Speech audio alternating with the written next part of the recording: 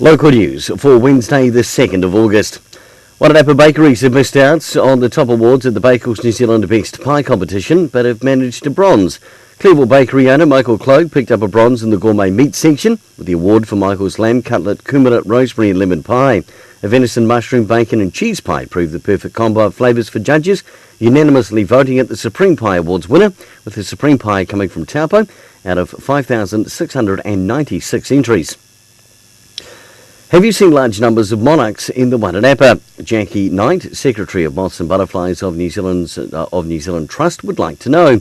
Historically, every year at the end of summer, monarch butterflies go into diapause.